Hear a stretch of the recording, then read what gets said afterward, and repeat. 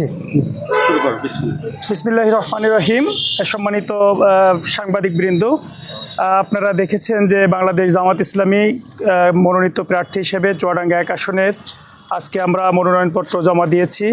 আমাদের সাথে আমাদের 24-এর গণ অভ্যুত্থানের গর্বিত শহীদের গর্বিত পিতা আমাদের সাথে ছিলেন, শহীদ শাহরিয়ার শুভর পিতা, এবং আমাদের সম্মানিত জেলা আমির, সাবেক জেলা আমির সহ সকল জেলা সেক্রেটারি সহ সকল নেতৃবৃন্দ আমাদের সাথে উপস্থিত ছিলেন।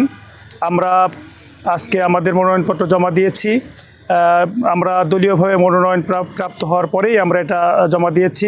আমরা চুয়াডাঙ্গা 1 আসনবাসীকে আহ্বান জানাতে চাই, আমরা সকলে মিলে একটি সুন্দর বাংলাদেশ বিনির্মাণের স্বার্থে সকলের মৌলিক অধিকার, সকলের ন্যায় ইনসাফ নিশ্চিতকরণ, সকল মানুষের দোরগোড়ায় তার সুবিধাগুলোকে পৌঁছে দেওয়ার জন্য পরিবর্তনের স্বার্থে একটিবার আপনারা সকলে মিলে চিন্তা গ্রহণ করুন।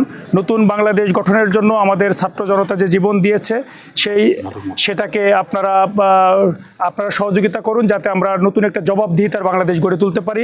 রাজনীতিবিদ থেকে শুরু করে সকল পর্যায়ের মানুষ যেন জবাবদিহিতার মধ্যে আসে, সেই উদ্দেশ্য নিয়ে, সেই লক্ষ্য এবং স্বপ্ন নিয়ে আমরা এগিয়ে চলেছি। আমরা আমাদের সকল ভাই বোনদের প্রতি আহ্বান জানাই, সকলে মিলে আমরা আমাদের চুয়াডাঙ্গাকে একটি সন্ত্রাসমুক্ত, মাদকমুক্ত, চাঁদাবাজমুক্ত এবং সবার অধিকার পাইয়ে দেওয়ার একটি চুয়াডাঙ্গা গড়ে তুলতে চাই, একটি উন্নত চুয়াডাঙ্গা গড়ে তুলতে চাই। সেজন্য সকলের সহযোগিতা চাই। আগামীর 12ই ফেব্রুয়ারির নির্বাচনে সকলে দলে দলে ভোট সেন্টারে আসবেন। ভোটাধিকার আমাদের মৌলিক অধিকার, সেই অধিকার আপনারা প্রয়োগ করবেন এবং এর মধ্য দিয়ে নতুন বাংলাদেশ গঠনে আপনারা সকলেই সক্রিয় ভূমিকা পালন করবেন।